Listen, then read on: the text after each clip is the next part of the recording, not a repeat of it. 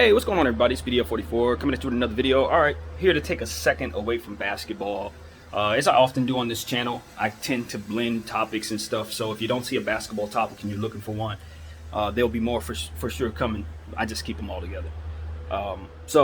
In this video, of course, this is not something I enjoy talking about ever, but as an African American person, I feel like it's responsible of me to sound off with my opinion. In regards to situations that may be offensive to me or may be something that otherwise would merit my opinion. I think there are a lot of things that I shouldn't be talking about. This is one of the topics where I'm qualified to talk about it, and maybe a lot of people who watch me may not feel they are qualified to talk about it. So they might want to hear from somebody like myself in regards to just an opinion piece on something like this. So basically what we're talking about here is, the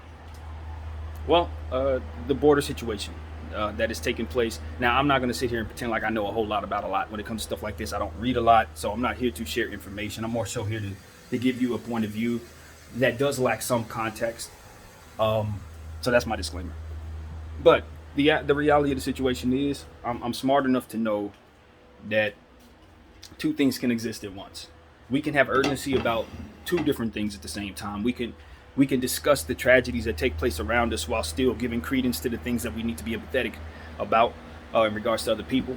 When I think about other things that I'm not involved in, I think about what's going on in Afghanistan. You know what I mean? And how we were unfortunately forced to leave and leave the situation chaotic and ultimately have people just fall into their death trying to hold on to the hope of America being their savior. It's a sad thing. Even if it's unavoidable, it should not be unavoidable. We should be looking and searching and finding ways of trying to seek out the balance between what needs to be done and being decent toward others and being decent toward people and just treating human beings like we would otherwise want to be treated if we were in their situation. I think the thing that happens with a lot of us as Americans is we have the privilege of being in a safe country. We have the biggest army in the world. We got bunch of money that we can continue to print. We are in a privileged situation, even if it isn't built on the decency of humanity. I think this country has sustained because it prioritizes money and tax paying over decency. And unfortunately, maybe that is the only way to sustain in this world. Maybe because of the competition out there with other nations who are willing to do ruthless stuff that we, in order to stay atop, maybe you have to consider those type of things. Like I said, I lack context and understanding, and the older I get, the more I need it. But one thing I can say is, I believe in karma because I've seen it, not because it's an idea, because I've done things and bad stuff has happened 10 times over for me to see and clearly understand that this is in reaction to what it is that I did wrong. So I understand that what you put out, you get back. And what I see us putting out is a whole lot of indifference as it pertains to individuals who may be coming from other countries looking and searching for solidarity, or not solidarity, but better lives over here, opportunities, the American dream. Do we have room for everybody? I don't know. I don't know. I don't know. I'm not going to sit up here and say we don't. I look around, I see a bunch of space. I see space. I see Montana filled with fields that could be with apartment buildings sky high if necessary, to the point where we could house each and every American and each and every person in our space. I look at what's going on in places in the Orient where they'll have buildings stacked to the sky as high as you can see. Billions of people in one space, it seems. With thousands, exaggerating of course, but thousands of floors filled with apartments.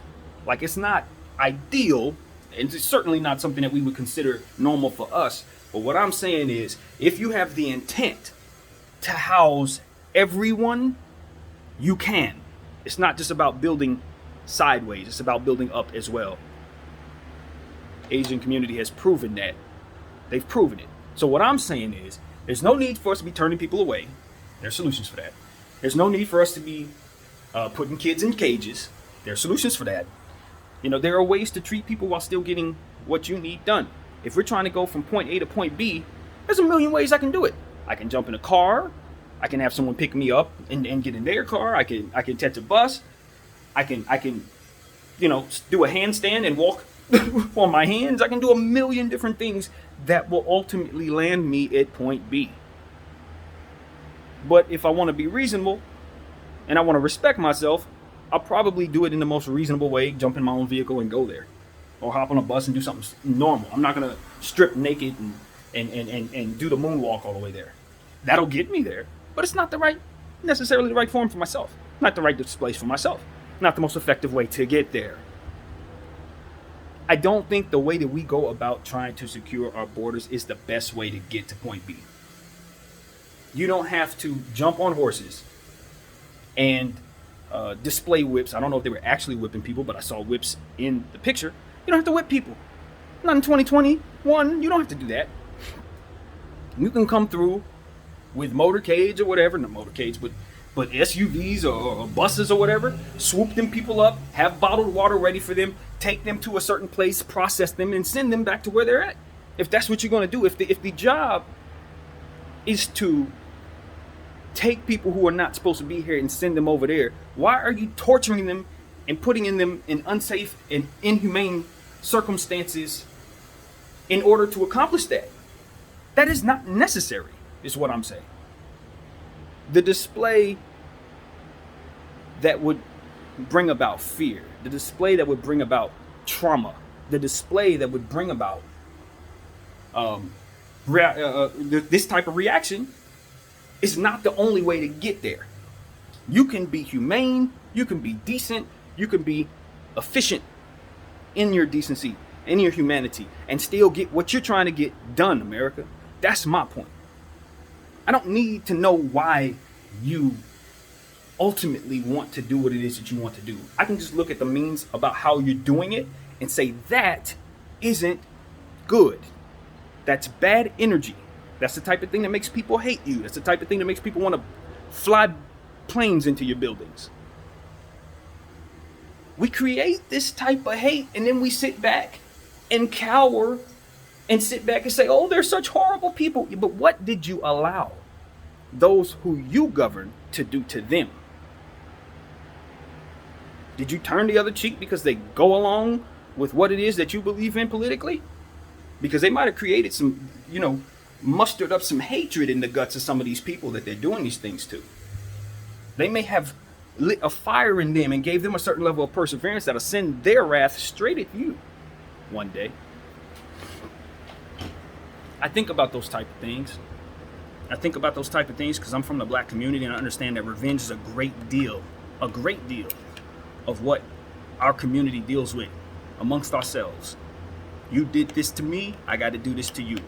You inflict pain on me, I inflict pain on you. So when I see America as a country doing things that would otherwise rile up that hatred in the guts of other people that may look like me from different countries, I know what comes with that. When you act up against certain types of people, you know they're coming. It may not come right away, it may not come next week, but that plot is coming. You have messed with people that by nature are looking to get back at you. And see, that's the type of thing, and it's like, not to say that that's inevitably going to happen, but what I'm saying is if you do this enough times, eventually it will. You continue to treat people like they're not human beings, and you only prioritize people who are willing or capable or process through your system and are able to pay your taxes. If those are the only people you value, some things are going to slip through the cracks. Some really, really non-deserving people are going to be left out in the cold.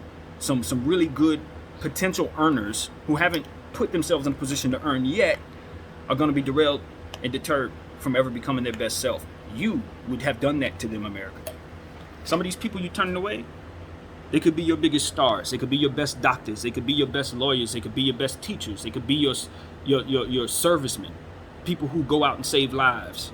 These are potentially the people you're turning away, even though the propaganda machine will tell you that the only people we're turning away are people who can't do anything for us and people who are willing to do something bad to us. But the reality is, if you're smart enough to actually understand that is stupid in and of itself, then you understand what I'm saying is possible. That they are real, valuable minds that aren't being valued as such because they're from over there, because they don't have money, because they don't have a voice, because they don't have et cetera, et cetera.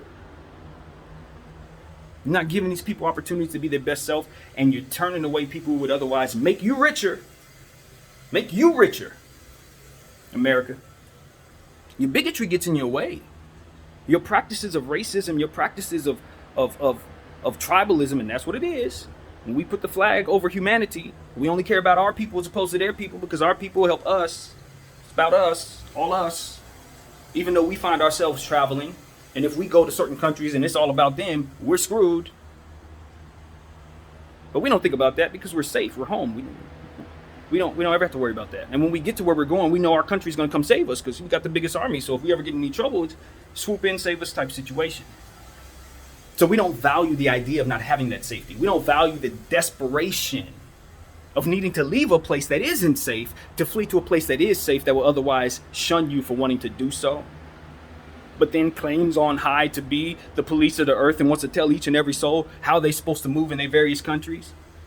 Want to sit there and plant themselves somewhere for 20 years only to turn around and leave when they find that, well, it's time for whatever reason. I mean, it's just a bunch of bad energy, man.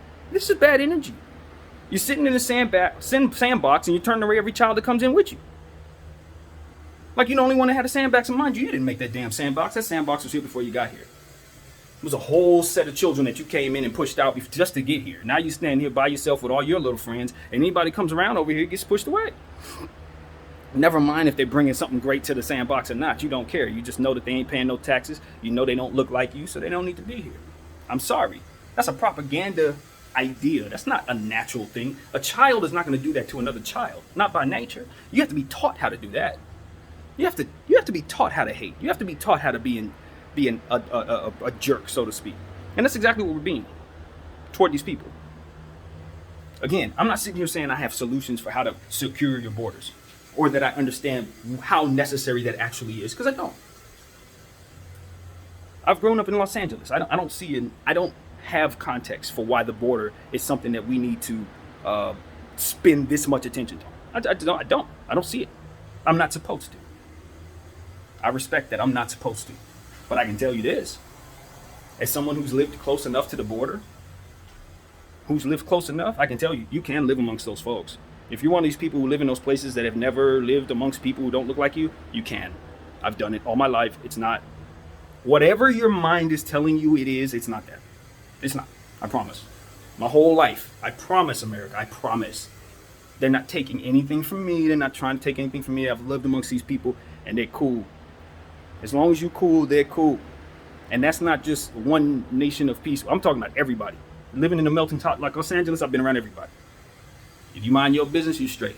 Once you start getting mixy with people and doing too much and trying to get involved in other people's business and trying to do stuff like Americans doing, offending people, then you have war. Then you have people not really respecting you. Otherwise, people just want to do business, be left alone to enjoy their cultures. That's it, man. All this talk about them coming to take your jobs, they don't even want to do your jobs, man. They don't want your jobs. They don't. They have their own plans. They have their own ways about doing things. They're not looking to be you. And that's what I want to say to America as well. We tend to be more obsessed with others than others are obsessed with us, respectfully. As a black man, I can tell you, we're not as obsessed with y'all as y'all are with us. We don't wake up in the morning and wonder what white people are doing. We don't wake up in the morning and wonder how we can make it so that white people accept us. We really don't think these things. Just cut and dry, y'all. It doesn't work like that. We are a people who are interested in more than anything, just overcoming the bull crap you put us through. That's it. In this country, we just want to overcome the bull crap you put us through. We want to get from behind the 8 ball and get as much wealth as we possibly can so we can have a decent world for ourselves. That is it. And I think most immigrants want the same thing. I'm going to leave it at that, man. Stop treating people poorly. My name is BDO44. Thank y'all for watching. I'm out.